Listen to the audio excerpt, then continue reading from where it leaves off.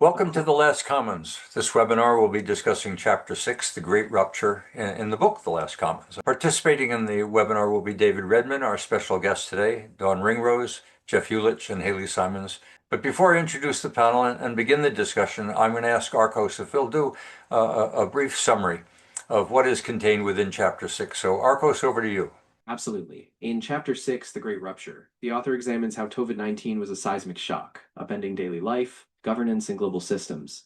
It traces how this rupture exposed fragile infrastructures, economic, social, and technological. The chapter emphasizes that AI, while a tool for connection during lockdowns, also intensified disparities, accelerating automation, shifting labor markets, and raising ethical questions. In sum, the chapter calls for deliberate, adaptive leadership, one that balances technological acceleration with human-centered resilience. Thank you, Arcos. And now over to the panel. So welcome Haley, welcome Dawn, welcome David, welcome Jeff. I'm going to start out with my series of questions to the panel before we draw on the audience for their viewpoints on this topic. And I'm going to start with you, David. But before I give you the first formal question, I'd like you to introduce yourself by telling us a little bit about why this topic is of particular interest to you now and has been to you for some time, the Great Rupture. I did 27 years in the Army, all through the Cold War, retiring in 1999, but served in Germany, 3 tours in Germany, all over the world in different operations in places like Egypt, the Middle East, and Bosnia during the 95 war. So I've watched leadership, good and bad, in emergencies, and I've seen it across sort of all levels, from tactical through operational to strategic. After the Army, I became the head of Emergency Management Alberta, but before that, I directed and led the team that helped municipalities respond to emergencies all across our province, the 314 communities that made up Alberta. So saw it at the local level, at the citizen level, the local level, working with all the first responders. Then when September 11th happened, the following day on September the 12th, the Premier formed the Task Force on Emergencies to do with security. And I'll talk about that later in some of the discussion, because there's a huge difference between what happened then and what happened in the pandemic. But so the idea is that you look across all of the different ways. And so maybe if I can just highlight a couple of points to start. Number one, leadership. True leaders in a democracy always use confidence, not fear. What we saw in the pandemic was the use of fear. And what I personally witnessed after September 11th was a whole bunch of confidence in our political leadership, particularly in the province of Alberta, but across North America. Secondly, whenever there's an emergency, all 13 provinces and territories in Canada have an emergency management organization at the provincial territorial level. In Alberta, we have the same thing across all 314 municipalities, mandated by legislation. So every one of our communities has an emergency management officer. And they're trained, and they train the elected officials on how to respond when an emergency happens. Third, censorship versus science. So whenever you're in an emergency, no matter what it is, fire, flood, tornado, terrorism, science is always involved, as well as intelligence gathering. Science is never settled. Science is always open to interpretation, and science always evolves. And science evolves based on evidence, not modeling. So no matter what the emergency is, I think it's really important that we kind of establish those 3 cornerstones of leadership, emergency management, and science versus censorship for all of the discussion that we're about to have. And then we can do a comparison between September 11th and the pandemic, if you want, towards the end. Okay, well, you've pretty well covered what I was hoping we might discuss in the first question, but I'm going to pose the question anyway because it provides a slightly different orientation. Chapter Absolutely. 6, I'm prepared to answer it completely differently. Well, that's fine. I think you dove into the relevance of leadership, et cetera. But that chapter framed the pandemic not so much the cause of failure itself, but as a stress test. So when I look at COVID, as a single event, but there have been many events that have tested institutions. We're seeing a lot of things going on called the forces and source of change. That as a stress test exposed what we have been talking about in the book as already broken. So my question, maybe specific to COVID, but you can comment beyond that. In your view, what actually failed under pressure? And you talked about leadership. What about that leadership in institutions is called competence, how they communicated, something deeper on how they actually make decisions if they made them at all. And I know you and the group, Gary Davidson and others that we talked earlier, said, well, we just had to do something. Well, what they could have done is executed that act. The something that the politicians ended up doing was generating chaos, uncertainty, and undermining trust. But do you want to add anything further about how the institutions themselves behaved, or does it simply echo that leadership theme? Actually, I want to go a little sort of strategic here for a minute. I want to hit three areas, so I'll put them all out there and then I'll walk through them a bit. Helicopter parenting and bulldozer parenting Yeah. and its effect on the world. The role of leadership to control evil, and the concept of a post-national state.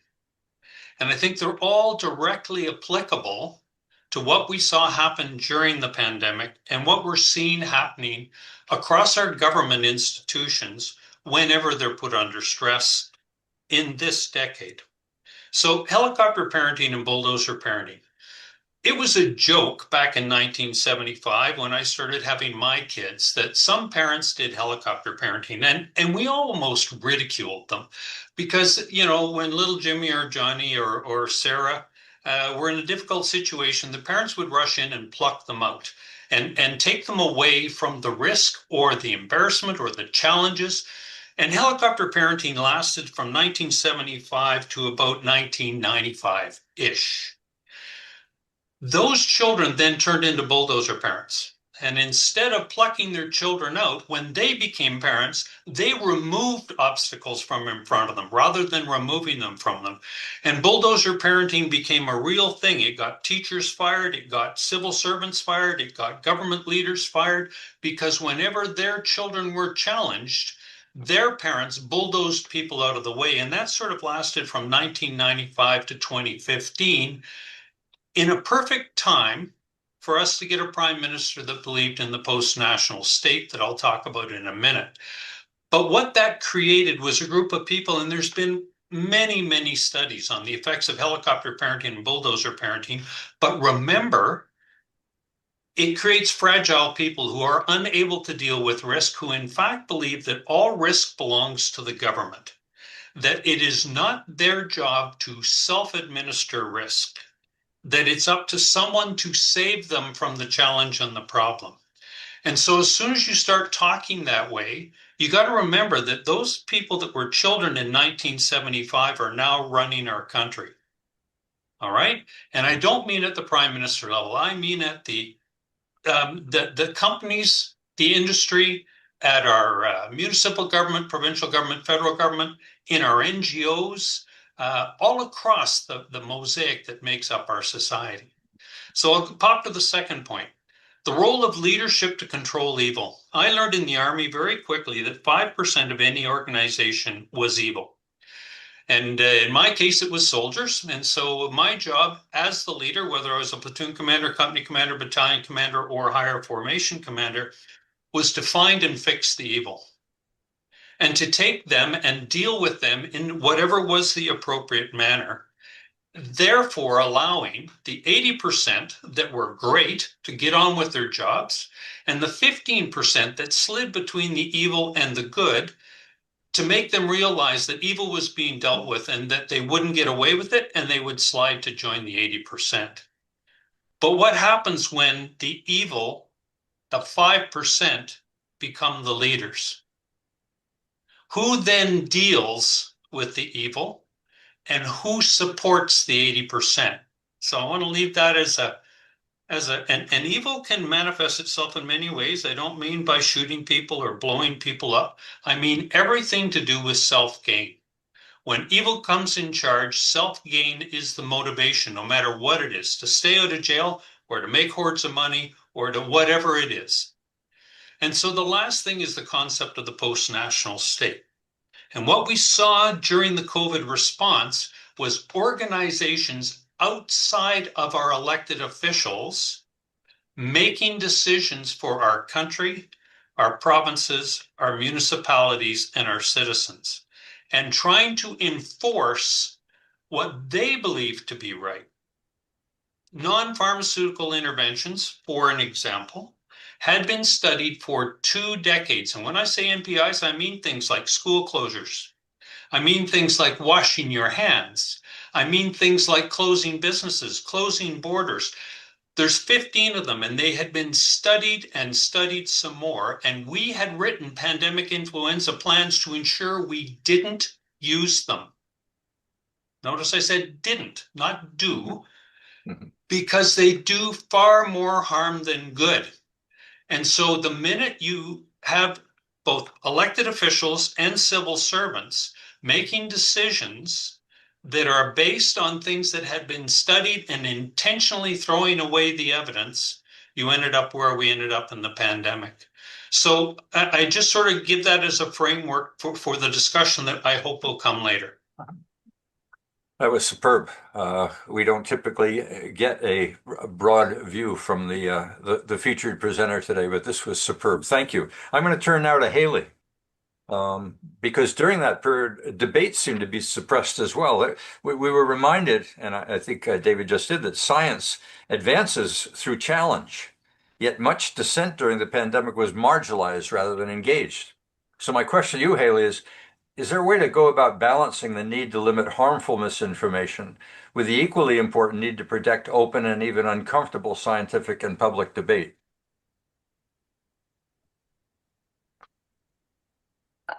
Boy, I would love to hand this back to David for his perspective.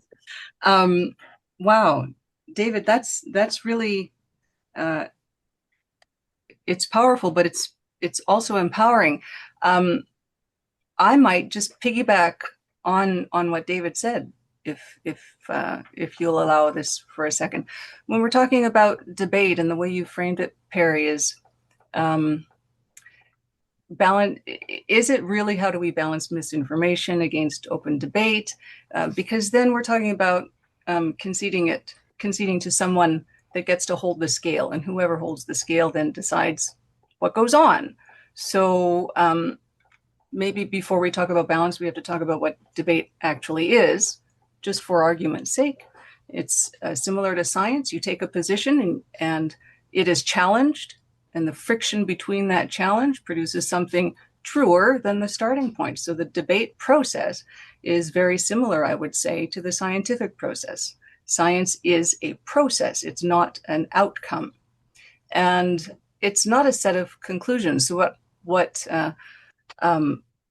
I would reflect on what happened during the pandemic is that it was the conclusion that was protected and not the method that was protected. So if institutions suppressed pandemic debate in the name of protecting science, that is incorrect. There were many scientists of many credentials who were suppressed in that debate entirely. So this goes back to the antibody, Perry, you were talking about before. It's just the antibody wearing a lab coat. And we know not all dissenting voices are equal. And the credentialed researcher publishing counter evidence is not the same as an uncredentialed actor pushing off a soundbite for profit.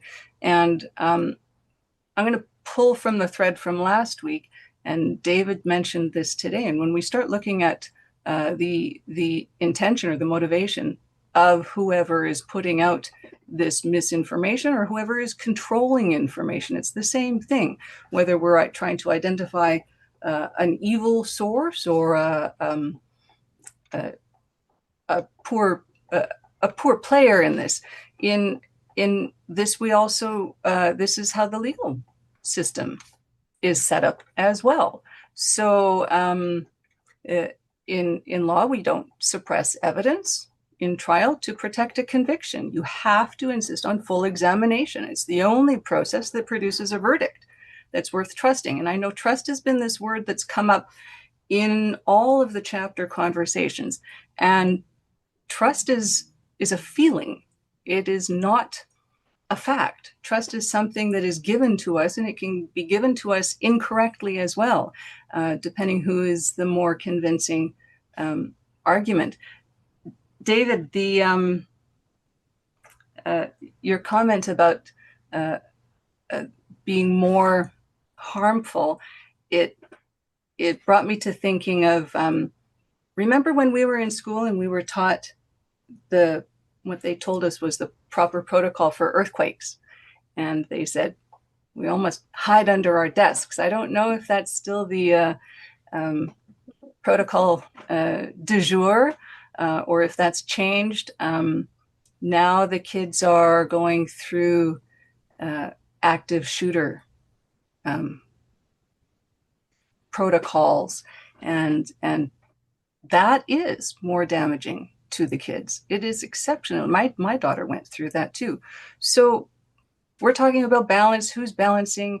Sometimes it comes down to this is going to be a tired mantra of mine, but you have to prioritize the capacity for brains to have critical thinking, and that's discernment. And this is something that is investable. We can invest in that process by investing in the proper education early on so people can think critically and come up with a rational idea. Whether it's the same idea, that's not the point. We want that process. We want that sand in the oyster to come up with something better. Before I jump into the next question for Jeff, do you want to add anything there, David? I just want to highlight and hammer in full agreement with Haley that process is the key.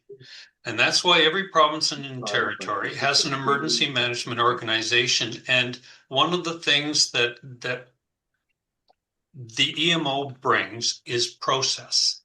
And the process in any emergency is always mitigation, preparedness, response, and recovery. Mm-hmm. So you always try to mitigate all hazards that can happen in your province, but then you prepare. So there should be no surprise when an emergency happens, because if you've done your mitigation correctly, you've assessed all the hazards, and you've built pre-plans, which you can then dust off for the actual intelligence of the risk that you're seeing. You can modify it quickly, but how do you modify it? You modify it by bringing all of the best minds in your jurisdiction, whether it's an NGO, a municipality, a province. You bring them together and you run them through a process that walks down and produces a written plan, which you issue to the public so everybody knows their role. And that process is done over and over and over every day in every EMO in Canada, whether it's at the municipal level, provincial level, or the federal level. And we threw that process all away in the pandemic. And at the end, if we can talk about September 11th versus the pandemic, it'll become very evident. Before I jump into Jeff, I'm going to throw this at you. This is not in the questions that I've shared with you in advance. The question is why? What we're hearing is the failure. But why were our institutions unable to listen to everything that they had been told on how to prepare and how to be ready? Why was the institutional structure, why did it fail? It had acts, it had guidance, it had preparation. It should have known exactly how to behave, and it didn't. And in postmortem, we say it didn't. Why didn't it? Jeff, do you want to add in there? I mean, we're going to talk about the erosion of credibility for a moment. Right now, I'm talking about the erosion of leadership. For some reason, our institutions either are so old and so unable, or so top-heavy, or so ignorant that all the evidence that they were getting, everything that they'd had, was ignored. Jeff, do you want to dump in there? I mean, the question I'd actually had for you was the chapter that identified credibility. Yeah. Not any single sources, the true cost of silence. It's not silence we're talking about right now. They actually got engaged, but they didn't take us forward. They took us into some defense, trying to protect their legitimacy, and only served to erode that very thing that they had intended to take on. So you want to jump in there, Jeff? I know I'm throwing you a bit of a wrench, but go ahead. Well, I first of all wanted to say I really appreciate the sort of framing that David provided, and I'm going to Yeah. battle test a few contrary ideas because I've had this conversation with Perry before about. I agree with the conclusion of the chapter and of the newsletter, but I'm not so sure I agree with the um, some of the assessment of the root causes. And I see the pandemic as a unique case. I don't think it was a simple failure. I think this was a high stakes environment with really poor information. So it's not the same as flu or other types of pandemics or epidemics because they were dealing with a lack of information. And I'm probably a bigger defender of some of the pandemic response. And I'm no fan of Trudeau. But I appreciated the leadership that he showed and what he demonstrated in his communication during the pandemic. I'm no fan of Andrew Cuomo in New York, but I also thought he did a very good job.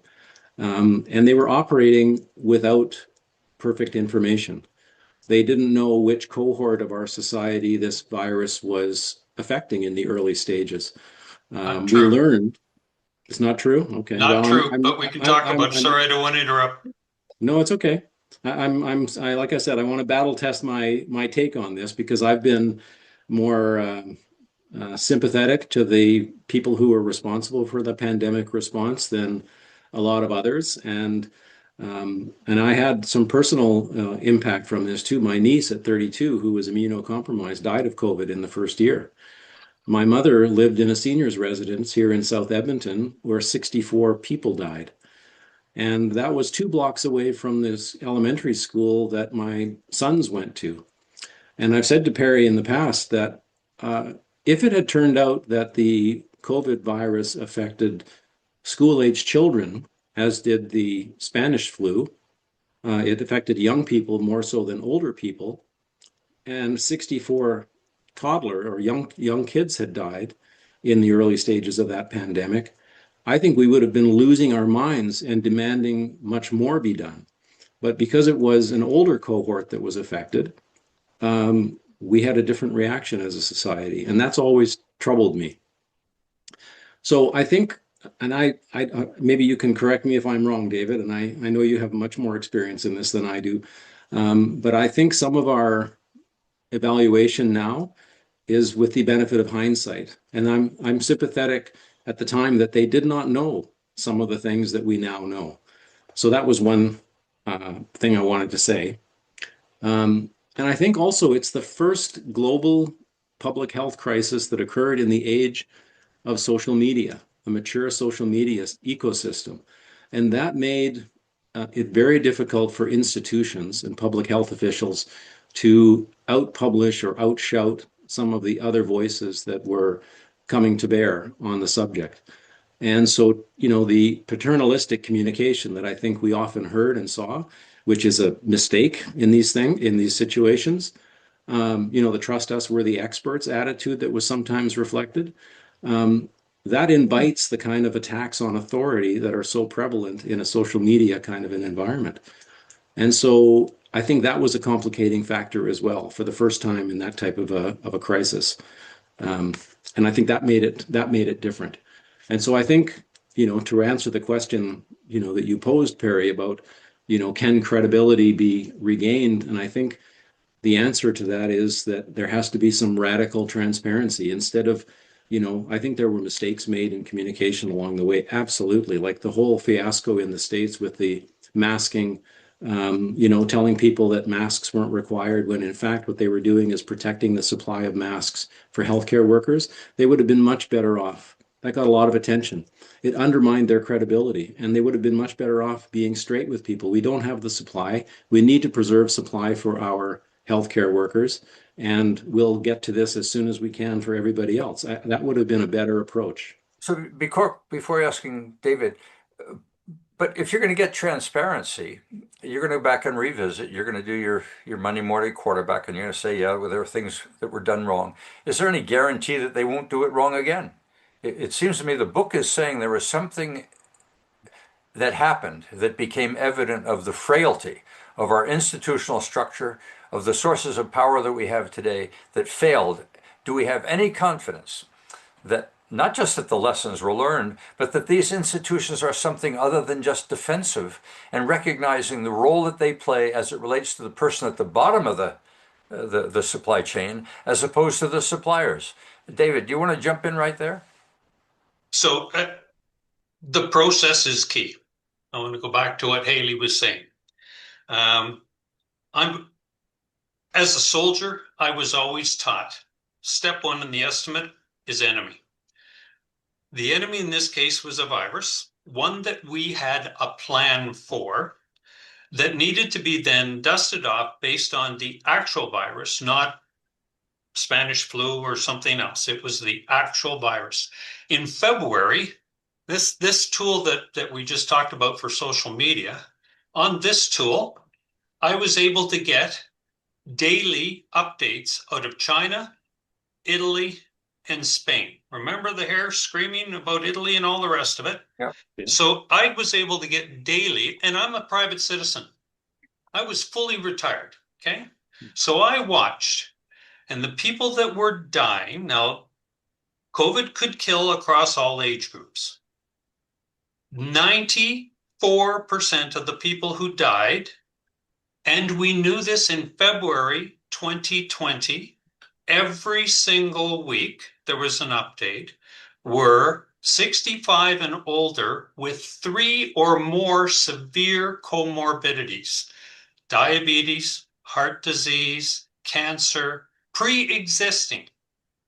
We Obesity was a never big should factor. have built a response that didn't, number one, care first for those most at risk, i.e., our elderly.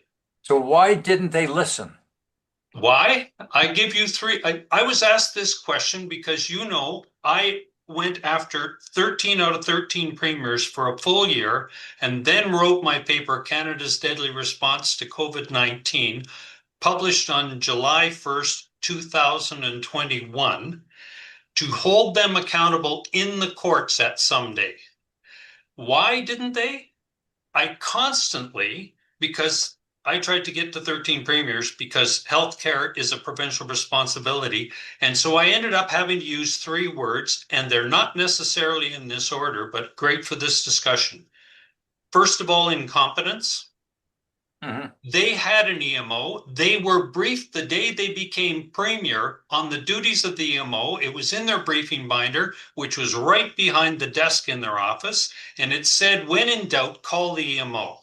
And it showed them with the pre-existing plans in their province or territory. So incompetence. Second, hubris. Once you've made a mistake, never admit a mistake. That's the mantra for municipal, provincial, and federal leaders, including Justin Trudeau, who did exactly the wrong thing. And finally, self-gain. And self-gain, as I said, in evil, comes in many forms, but many of them decided that's how they were going to win a majority government or get reelected and call snap elections like Doug Ford did. Self-gain. So that's and sometimes the self-gain went before the incompetence. So you determine for yourself, but we knew who this disease was targeting, and things like hand washing, things like wearing masks had been studied, and masks with this virus do nothing. If you saw the response in Sweden, Dr. Tegnell ran the response in Sweden, and from day one, he actually, in March of 2020, went on national television in Sweden and explained why a mask is useless for the COVID virus. In fact, does far more harm than good, because it tells people that they're safe if they wear one, and they're not, but that the mask itself does societal damage, that it impairs child development for speaking, that he went on and on and on and on. So he went on the TV and explained why. And mask wearing is one of the 15 NPIs that we had studied for 2 decades, but nobody walked out and said, this is why. And that's what the role of leaders are. Confidence in leadership. They should have walked out and said, here's what we're doing, and this is why. we're going to do it. And Okay, this is why it's so important to keep everyone at work and all the children in school. They're not at risk, other than on the same scale and a decreasing scale to regular influenza. So if you're compromised for influenza, do what you do as a compromised person with influenza if you're under the age of 65. but we're citing COVID as simply an example of institutional failure, and we're noting where the failures are. I haven't heard any discussion right now to give me confidence that those institutions in the future will do anything different than what they've done in the past. Are they more competent today? Will they admit to their mistakes? Are they not institutionally oriented? Is not their antibody to defend themselves as opposed to taking initiative in the interests of the very mission for which they exist? I've heard nothing about why I should be confident that the institutions of the past that misbehaved or made mistakes will do anything any different in the future.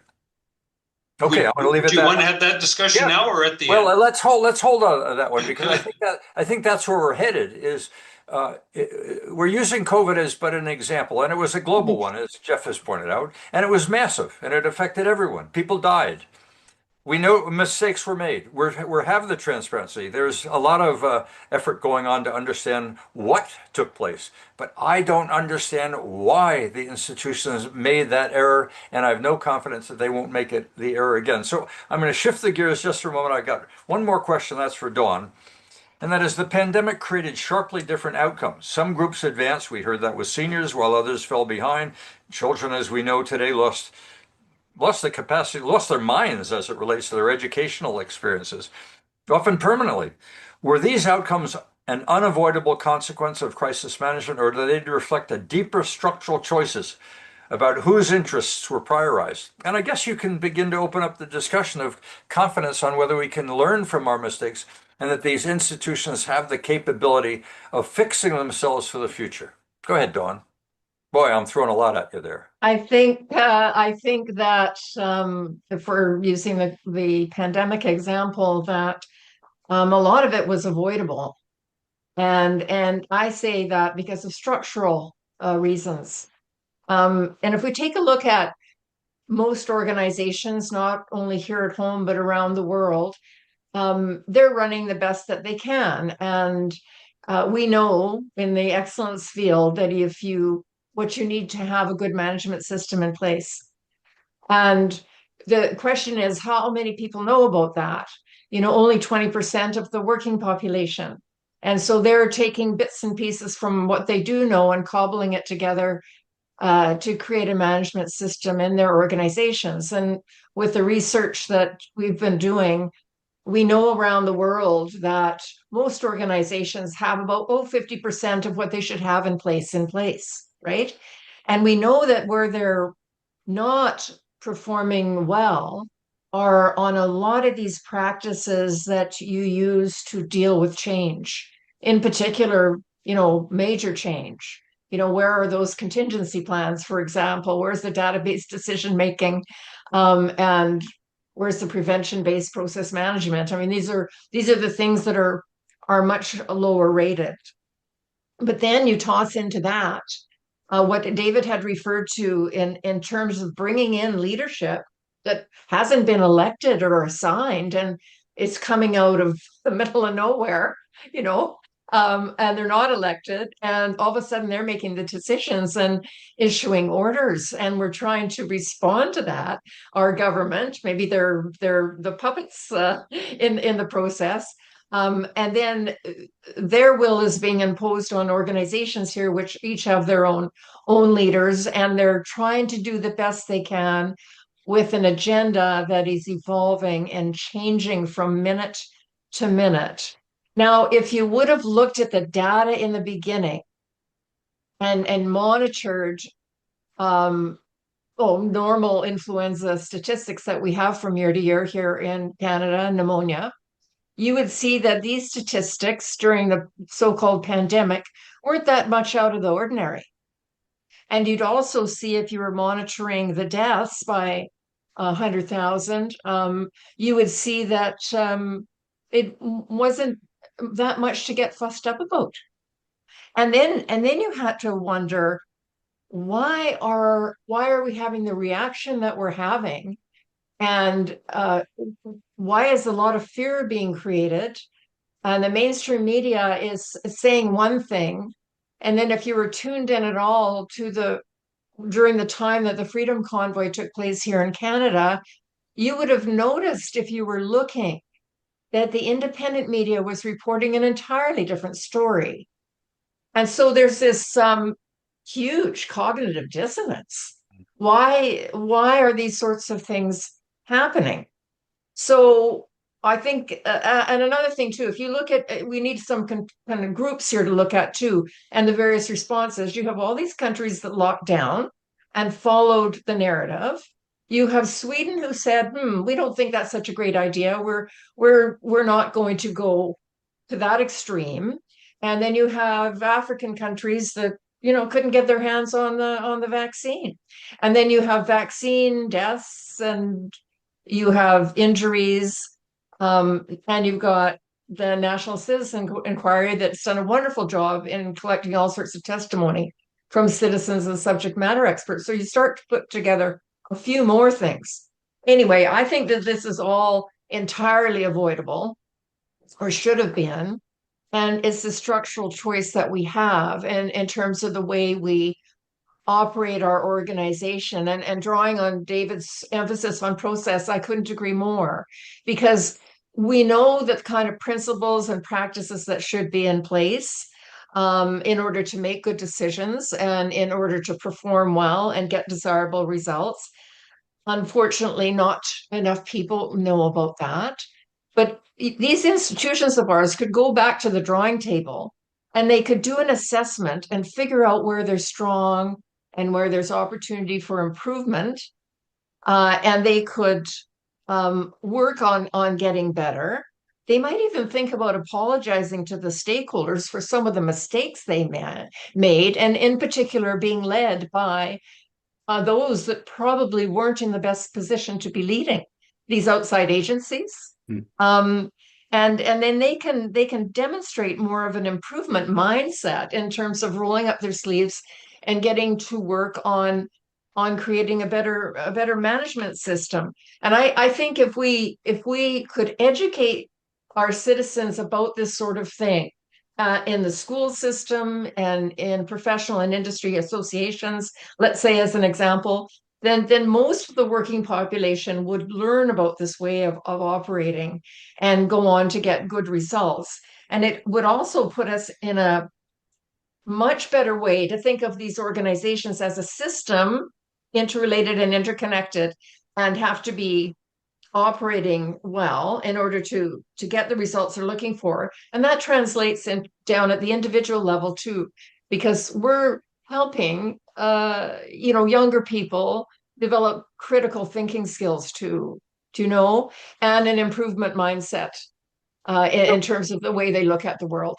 So you brought the discussion back to the individual, but you've portrayed a very chaotic environment that individual is living within. If I go back 100 years and Mom and Pop from Rimby have heard that there's a pandemic underway or an epidemic, Mom and Pop from Rimby have some decisions to make. Today, Mom and Pop from Rimby have 15 different sources coming at them, from healthcare, from politics, from the local schools. I mean, you know the concept of entropy? We are facing entropy in a society that has become so complex and so overwhelmed by both hierarchy, by power at the top. You begin to wonder whether or not those systems and the reliance on those systems has reached a point of utter complexity for global events that it becomes impossible for that individual to trust any system anymore that has their interest in mind as opposed to self-protection. So I'm going to ask a question, and I'm going to ask it broadly. The chapter concluded that the trust lost in the system and all of the pieces in it during the pandemic, and probably during any other event that may echo that same dilemma, may not be recoverable in traditional ways. Mom and Pop from Rimby have had it. If that's true, what is going to replace it? Are we moving toward a more resilient, decentralized decision-making, toward greater fragmentation and instability, where the individual is going to have to make decisions themselves in the future. You talk about critical thinking, because the complexity of the world that they live in today it can no longer be trusted. Peter McKinnon, we're open up. By the way, it's now open for chaos, more chaos. Go ahead, Peter. Okay, let me throw in some chaos. We're talking, of course, about Canada here with a global problem that the world was facing. I just posed a simple question because I'd like to hear an answer to this. My question was, what countries effectively managed the pandemic that can be used as case studies, if any? Okay, good one. David, go ahead. Number one, Sweden. Okay, I was so wondering from the about that, word David. go, they had exactly the same plan that we had in Alberta and in every province and territory in Canada. The difference is they followed it. They never closed schools. They never closed businesses. They never did anything other than hand washing. They specifically ordered you not to wear a mask. And they came out of it better than any country in the world in the Western democracies. The second example I would give you is Florida. Florida, in the first wave, locked down. Ron DeSantis, the governor, then he said something doesn't feel right. So in May, he asked Dr. Jay Bhattacharya, and for those of you that don't know, he was one of the three authors of the Great Barrington Declaration that said we should do targeted response, i.e. look after the old people, everybody else carry on with your life. And he met with the governor for 2 days. Ron DeSantis had the courage. We'll talk about courage in a minute. He walked out to the microphone with every media in the world standing there trying to destroy him. And he said, we're never doing this again. We're never using fear again, and we will never lock down again in the state of Florida. Now, the state of Florida has one of the largest concentrations of old people in America, the other one being California. If you compare what happened in California after the first wave to what happened in Florida, it was a mass slaughter in California because they did the full lockdown routine, while destroying their young people's education, while destroying their economy. So, and one of the things we know from previous studies is that the loss of 1 year of education in a child in anywhere in the school system results in a 3 to 5 year decrease in their lifespan and a 5 to 10% decrease in their earnings over their entire life. And we closed schools for 2 to 3 years in all the provinces and territories in Canada and have done nothing to correct it. So when we get to the part about how do we fix this, Perry, we can get there. But if the question was, were there places that did it better? North Dakota,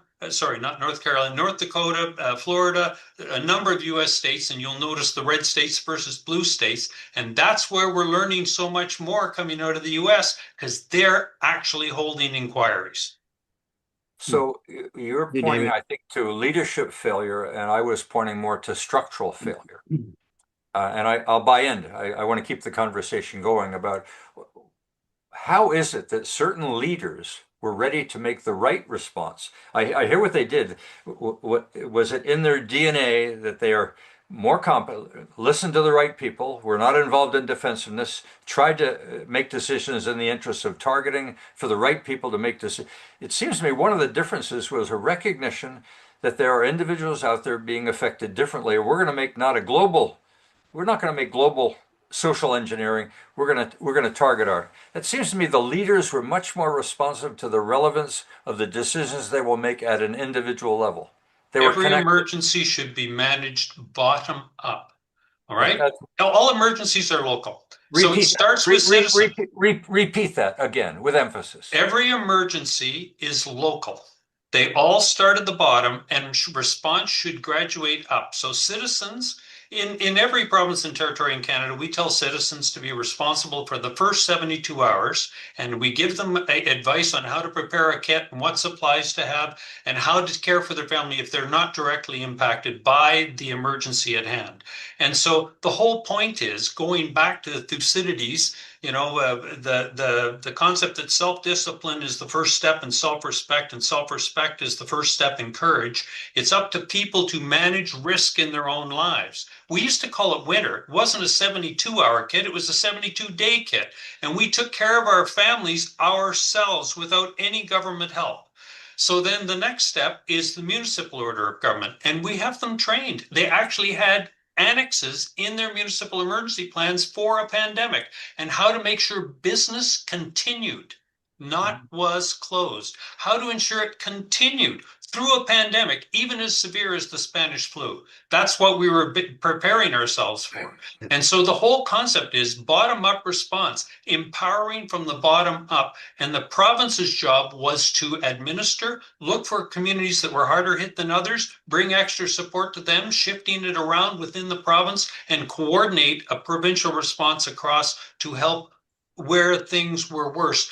And for instance, in this case, we knew exactly where the seniors' homes were, both public and private sector, and how we could help them. And for seniors who didn't want to be quarantined, we should have gone dirty and clean and offered for those that wanted their families to visit a dirty quote unquote hospital, a seniors care home. And for those that were terrified, give them a fully locked down situation if they wish, but only for the seniors who had severe comorbidities. So everything is local. You work from the bottom up. That's how we were trained. That's how we were taught.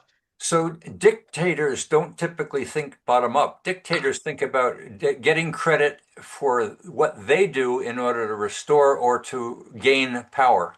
So when you're thinking bottom up, you've got to have leaders that actually think about the consumer, the client, the patient, not about their own selves and their power. Jeff Kramer's had his hand up for a while. I was doing a quick synthesis there, David, and I saw you you nodded your head. Peter or Jeff, you're on. Jen. So, yeah, this is for David, and it goes back to a comment that you made earlier. What do you do when leadership is evil? And I'd like to switch it now from looking back to looking forward. So in the last election in the United States, Donald Trump made the comment that if you voted for him, you would never have to vote again. And we already saw with his first administration that he made an attempt to hang on to power on the January 6th riots. Sam Altman, the leader of OpenAI, has recently said that we can expect some sort of AI cyber attack in the near future. I'm just wondering if you see the possibility that there will be an attempt to disrupt the upcoming midterm elections in the United States in an attempt for the Trump administration to hold on to power. I typically stay away from power and talking about individuals, David. I might need to delete this, but go ahead. You can answer if you like. Okay, but to me, perhaps I'm the anomaly in the room. My fear of Trump is non-existent. Number one, I believe he's 80 years old, and I also believe he's going to die. We all do, and that's why I don't believe we should elect leaders for our countries or our provinces that are over the age of 65, but that's a personal preference. I also believe that the challenges that are happening in the United States are the United States to solve, so I focus my attention on Canada, and if we don't believe that the problems that we're experiencing in our country were created by ourselves and that we have to solve them ourselves, then I'm probably the wrong person to talk to because that's what I believe. You couldn't have timed that better because I'm going to let Bill Jones weigh in here, and I'm sure Bill has a perspective on Canada's readiness to fix its problems. Go ahead, Bill. Yes, I do, but I won't. We won't go that way. I've got another question for the panel. And by the way, Perry, you keep getting better and better on these. This panel is outstanding, and Colonel Redmond, very nice to see you again. It's good to see you, sir. My question is, if some jurisdictions actually showed that the bottom-up response was possible and that the failure was not inevitable, where exactly did that failure go? The failed in those places that got it wrong? Was it leadership, institution, or incentives? I believe both. That's why I say self-gain can be placed first or last. But to me, I believe that within our country, had even any one province followed the leadership of the governor of Florida, Canada would have tumbled a year earlier in closing the stupidity of lockdowns. But the fact that every single premier was trying to one-up the other premiers in how hard and how fast and how long, the game got completely out of hand. And I come back to my statement, first it was incompetence because they had plans that told them not to do it. But once they started, that's when the second word, hubris, kicks in. And so they were damned and determined not to admit that they had made a mistake. And so there's only one province where the premier was chucked. It's here in Alberta. And it wasn't done through the public. It was done through his party. And I was deeply involved in briefing people within the party and was called almost nightly for 2 years by members of the party. And so I know how that tumbled. But the whole point is, and I want to come back to what Perry said, so how do we fix it? Until both the elected officials and the MOH are held accountable for the excess deaths and the destruction of our economy that they have caused, people won't learn. There's still, in Alberta, 60% of the people think lockdowns worked.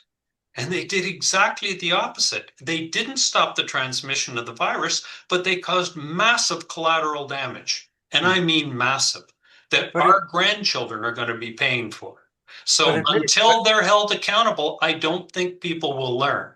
Okay, but holding them accountable for an error made in the past doesn't mean that error won't be repeated. It doesn't, but it sure as hell goes. You can't have lessons. Okay, one of the things we always did in the Army and we do in emergency management is we hold lessons learned. You can't hold a lessons learned process in any province or territory in Canada until you're prepared to admit that closing schools was the wrong thing to do, that closing business was wrong. But my takeaway as I look for the why is the importance of the individuals to be prepared and not be overly trusting, that the institutions will not be incompetent, engaged in hubris and self-gain.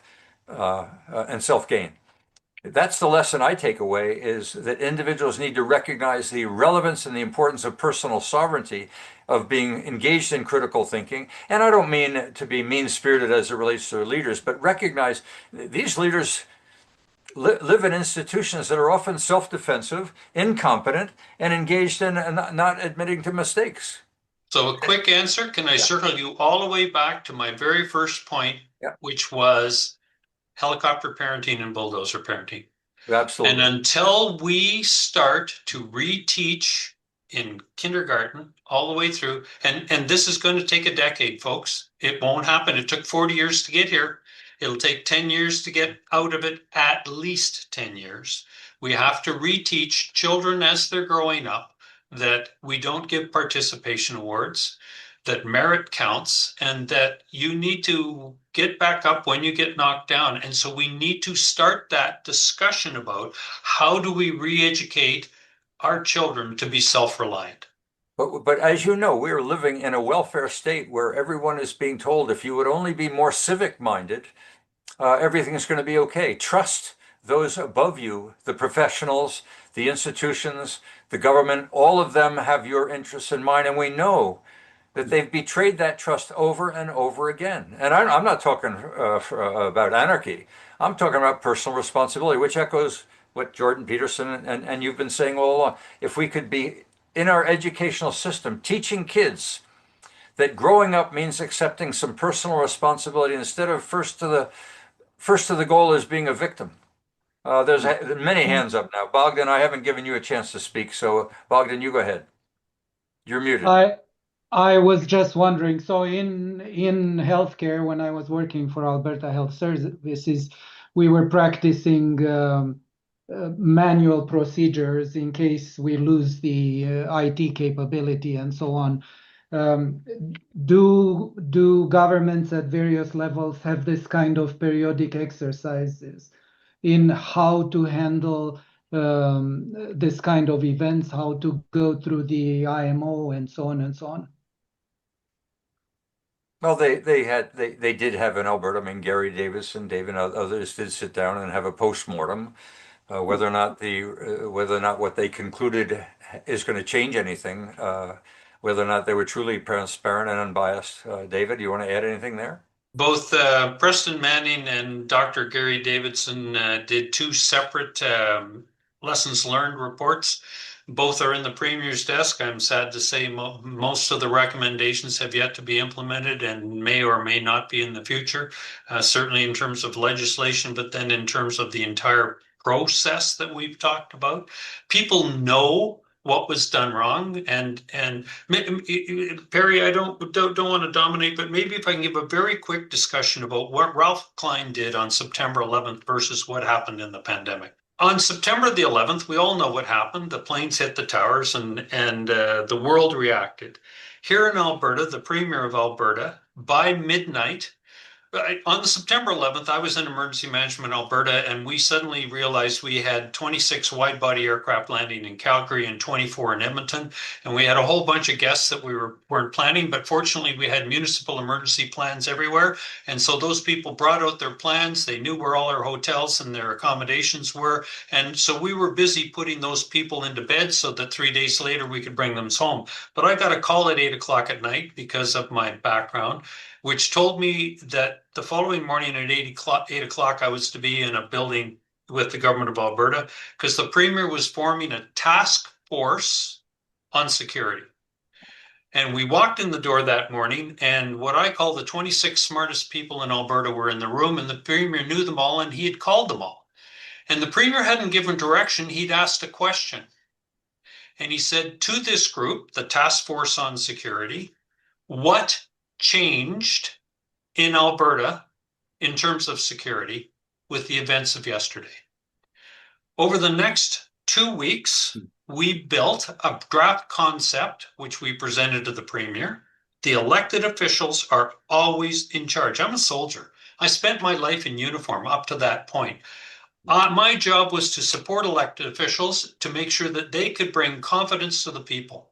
So Premier Klein gave a little talk about what we were doing on all the different medias after that 2 weeks. And by November, we had a complete written plan, which he personally signed, portions of which are secret, but the public portions are posted on the Government of Alberta website. And we held a news conference and a complete conference for all 315 municipalities in Calgary, Alberta, in a giant conference room with all the media present. And we said, this is what we're doing.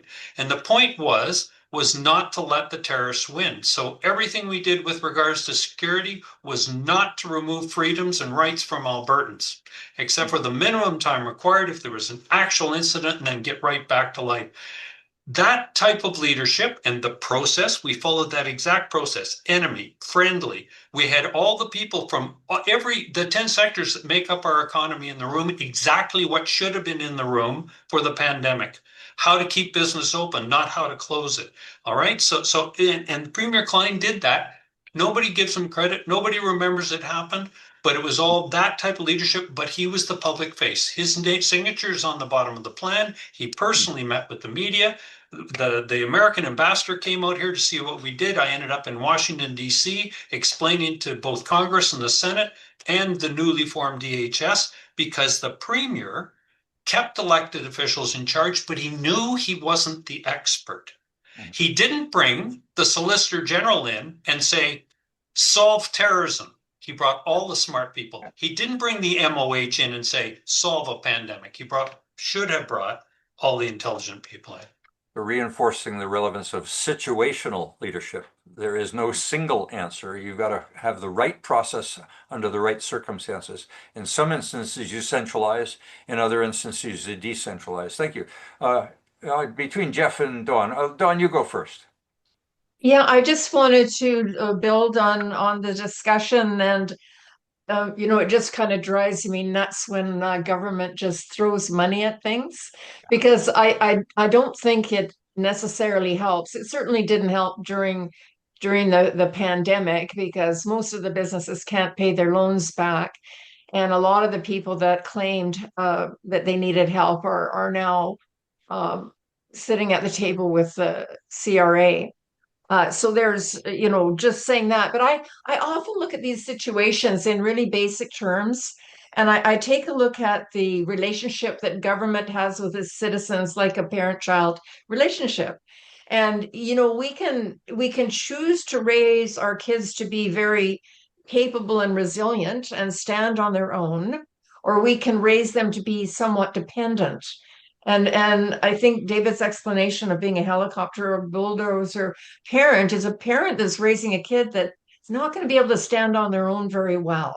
And we can use that same situation to take a look at the relationship that we have with government. And I also think it's important to always think about the way government runs itself, and it's similar to a household. Do you live within your means, or do you live way beyond your means? And let's not make it complicated. I mean, I think to myself, if once things get too complicated and people can't understand it, that's the way you buffalo them.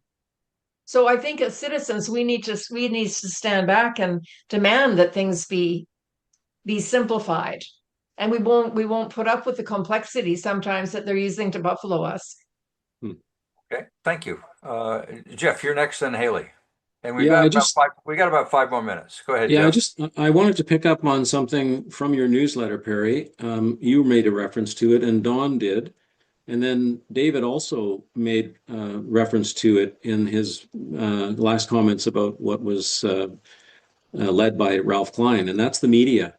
And I think the media, you talked about it in your newsletter, Perry, in terms of the fragmentation and in terms of people seeking out independent or alternative voices. And I think that's a broader trend that does impinge on all of this. And I think it's really important. Like what I've seen, even in the last just few years, with the further corporatization of media, and I'm talking about the big media properties in the States. You see what's happening with CBS and with CNN and with TikTok, and you see the atomization of other media outlets. And I agree with the conclusion of your newsletter that the focus on self-reliance and on critical thinking, forming your own networks, the commons that's the whole point, right? We're talking about what we're doing. I think that's a really important trend, and I think that those alternate voices they have different incentives, right? They're more they may not be protecting, they may not be acting as an antibody like the corporate media is, and supporting the sort of party line in a state or a province or a country. But they may have their own incentives that are affected by some of the algorithmic processing that takes place these days. So I think it falls again to us. We have to be critical thinkers, and we have to evaluate the sources of information, and we have to consider many of them so that we do entertain those alternate views. But I think I'd like to hear others' thoughts on how the legacy media and its melting ice cube nature is impinging on all of this because your question ultimately, Perry, was why is it going to be different in the future? And I think that's a big factor. I want to drop in the middle of this is all of the discussion about the Great Rupture was focused around the pandemic. I am of the belief, and the book reflects it, that we have in our midst right now something equivalent to the pandemic, and that's the emergence of AI. And it is going to have, if it's not already having, as dramatic an impact, maybe not the immediate deaths, maybe it's ignorance that it draws, or maybe it's people with an over-reliance not on government anymore, but a reliance on AI at their personal level, because AI comes right down, bypasses the media, and says, you have at your fingertips everything you ever needed with that entire institutional structure above you. Ignore it. Don't pay attention to government. Don't pay attention to your teacher. You have in your hands the power, meaning the future is going to be who holds the data, who created that tool that sits in everybody's hands or sits on their ears or someday is sitting in their brain. I'm going to ask Haley and then Dale, and then we're going to call it a day. I'll give David the last word just for the hell of it. Go ahead. Thanks, Perry. I'll be quick. I want to return to what the Colonel said, actually, when he was referring to the process and the reenacting of the plan. I recall, and my sister Marcia's here on our conversation today. Hi, Marcia. Hi, Marcia. Marcia and I were involved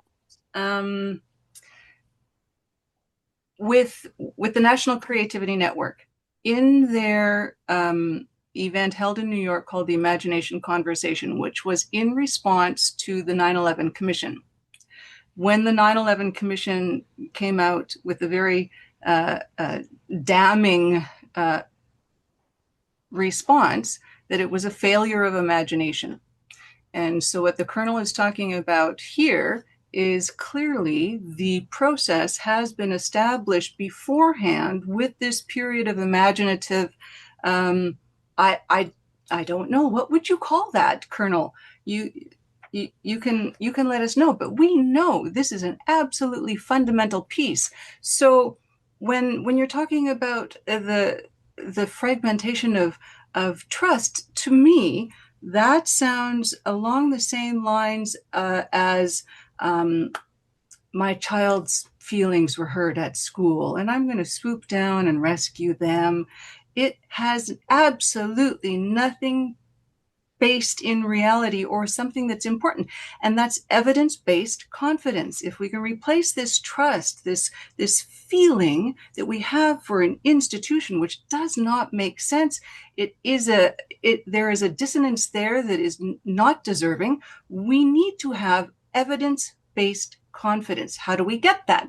We create these structures for these processes, and the Colonel knows that it is it's the imperative for the imagination. Now, the imagination conversation was held by the Lincoln Center Institute and the Department of Defense. Those were the two parties who were reacting to the 9/11 Commission. Well, when David cited what Kenny did, and what Kennedy did after the Bay of Pigs invasion echoes, because in both instances, to get imagination or a creative process, they brought people together without assuming that we have the answer. In fact, the leaders that sometimes say, I don't know, but I need help, a four-letter word, help. The leader that says autocratically, I know and you don't, that's the old professional top-down model. The bottom-up model says, I need your help. That's what Eisenhower was so powerful about in World War II, is every doughboy, and Churchill did the same thing, as did Gandhi. Those leaders said, I need your help. And he engaged the individuals in their input and their creativity. Creativity emerged from that, and answers appeared that weren't there for the starters. Okay, go ahead, Dale. Thank you, Colonel Redmond. I have connected with you occasionally, past and watched with great respect the way that you had this. A few things that you did touch on were, we look at the Jefferson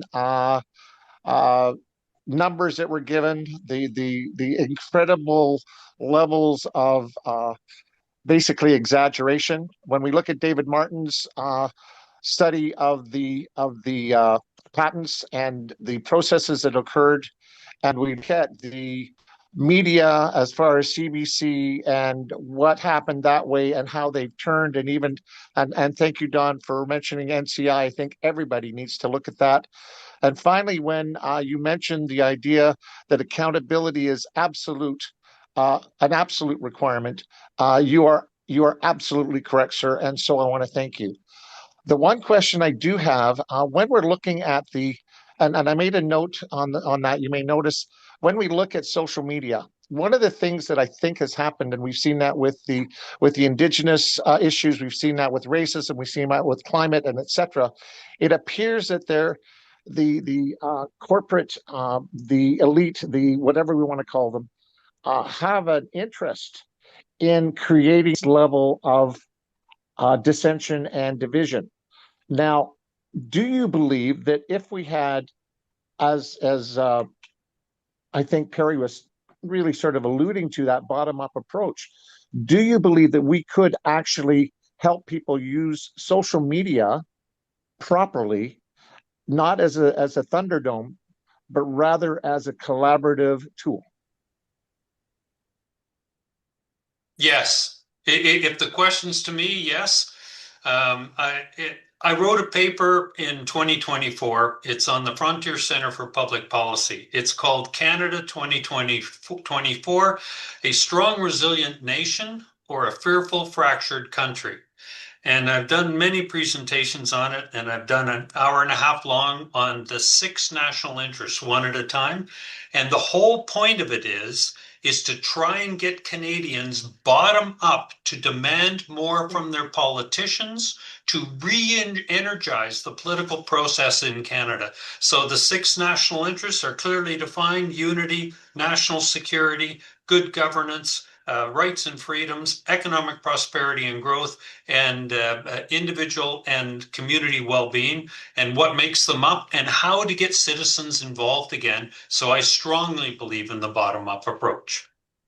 Well, I want to thank you, David. I want to thank you, Dawn, Haley, Jeff. Superb, great as ever. David, thank you for your experience and your way to articulate the positions that you did early on. That was superb. I'm going to try something a little bit different in the wrap-up. I haven't done this before, but as many of you know, there's a book underway, and the intent is for that book to be put into an audio form to be distributed throughout the network. There is reference in that book of the 1,000 people and their contributions individually over the course of the last 20 years to what the theme of the book is, which is the frailty of our institutions, their defensiveness, the rupture that AI is now triggering in our institutional frailty, and taking us to reinforcing the very relevance of personal sovereignty. So I'm going to see if you can hear this. Checking in. We share an unquenchable interest in the impact of the forces and source of change in the form of emerging technologies, transitions in the economy, governance, including rapid changes in our socio-demographics. My soon-to-be released book and audiobook, entitled The Last Commons, Reclaiming Personal Sovereignty, draws on the contributions of you or people like you. Many of you are featured in the book, as it explores the last 20 years leading up to what I refer to as the end of the knowledge economy. I've drawn on the contributions of hundreds of writers for our newsletters, as presenters and panelists, keynotes, and moderators for dozens of conferences and conventions and workshops and webinars over the period of the Alberta Council of Technologies, and continuing on and more recently to the KEI network. The index of contributors is extensive. If you'd like to be included in the early access list of the book and the audiobook, please email me at editor@keinetwork.net. I hope to hear from you. Thanks. Okay, well, that's what we're doing. I mean, you as the impact of the forces. Okay, Perry, shut up. You've all got some idea what we're trying to do is to build on something, and I compliment those that have been advising me in the latter stages of this journey to actually include a edit in every chapter at the conclusion, a summary that reflects on what we're talking about like we are today. So this discussion, or some edited version of this discussion, will appear at the end of chapter 6. Recognizing that nobody's going to get it right, nobody's going to get it perfect, but by drawing in the diversity of inputs that we get, and we got today, it will enrich, I think, the reading of the chapter, and recognize that nobody is pretending that even what we did with 1,000 people over the course of 20 years, that we necessarily got it perfect. It's understanding almost as an evolutionary process. So you've all contributed to the discussion today. I'm delighted to see the participation. That always makes me feel good that you've gotten engaged. But it's nice to bring in someone who's given a lot of rich and deep thought and has had real life experience in this world. So thank you, David. I can't tell you enough how much I appreciate the input you shared with us today. Thank you for having me. That's okay. All right, we're now into the after party.